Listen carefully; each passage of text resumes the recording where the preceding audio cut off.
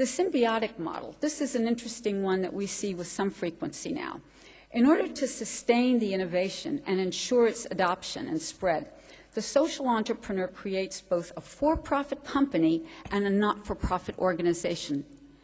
The financial resources generated by the company are partly invested to spread the innovation to those who can't afford to pay market rates for the product or the service. Now, the symbiotic model, don't be fooled, it differs from corporate social responsibility because the companies practicing corporate social responsibility are first and foremost set up to maximize profits and subsequently are usually compelled to set up an affiliate foundation, and many of those foundations that they set up support charitable efforts that have little to do with the company's areas of expertise.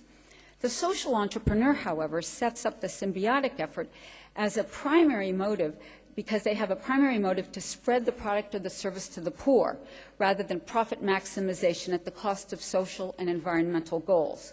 The social entrepreneur is completely immersed in both organizations, and his or her company is locked into promoting the social mission. An example of this is the Free Play Energy Group. Free Play is a publicly listed company.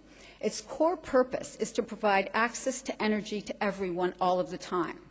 Rory Steer is a South African who founded the company, first and foremost to address the whole issue of illiteracy and lack of information in all of, especially sub-Saharan Africa.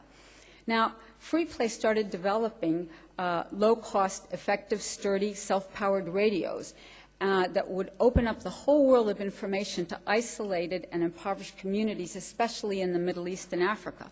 So it's one of these self-powered radios that you wind up with your own power, and just a few minutes of winding provides hours of listening. Free Play radios don't require any kinds of batteries, and now he's patented the wind-up technology and applied it to torches, water purifiers, cell phone chargers, and fetal monitoring instruments.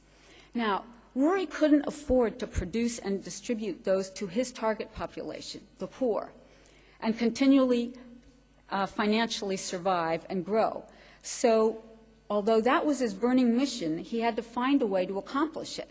Fortunately, something very gratuitous and fortunate happened, which was that he discovered that the Free Play products were wildly popular in North America and Europe among outdoor aficionados who would buy these and were actually buying and making a substantial profit for the company. So Free Play has been able to benefit from the high volume of sales to affluent populations, and that profit has allowed it to develop and improve its products and to establish the Free Play Foundation, which buys the radios at a subsidized rate for humanitarian and development efforts. Now, the company has sold more than 4 million products worldwide, and the foundation has distributed more than 500,000 of those products to isolated rural populations through aid agencies.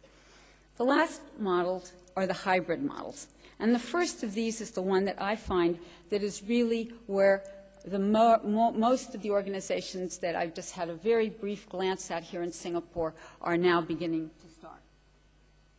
And that's this nonprofit hybrid.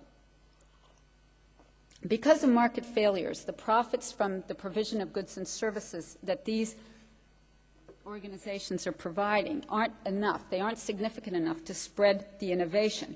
So the social entrepreneur forms a nonprofit in order to mobilize funds and then actually works with other subsidiaries that it's set up to produce profits to generate funds for the organization. Benetic was an example of the kind of nonprofit hybrid that I referred to earlier, and many of those that I've seen here, as I said, are in this nonprofit hybrid. And there's one more, which is the for-profit hybrid. After an initial outlay of capital, and Easy Being Green was an example of this, the profit can actually support the spread of the model and can attract private investment. The example also included PeopleTree. To me, this for-profit hybrid model is the really exciting next step, if I would, or evolution to the notion of social entrepreneurship, because it's actually flipping around the known models on their heads, so that rather than setting up a business to generate profits first and foremost, and then figuring out, oh dear, what do I need to be socially and environmentally responsible? How do I do that? Social entrepreneurs are setting up for-profit organizations whose bottom lines are social and environmental transformation, and profits are a means to the ends to get there. I really think that one might go so far as to say that these models are the harbingers of where capitalism is headed, given the powerful social, political, economic, and environmental trends that are creating some of the greatest tensions, but also the greatest market opportunities in our world's history. So how do you tell a social entrepreneur for the rest of well-meaning people in the world that want to do good? First of all, social entrepreneurs are mavericks.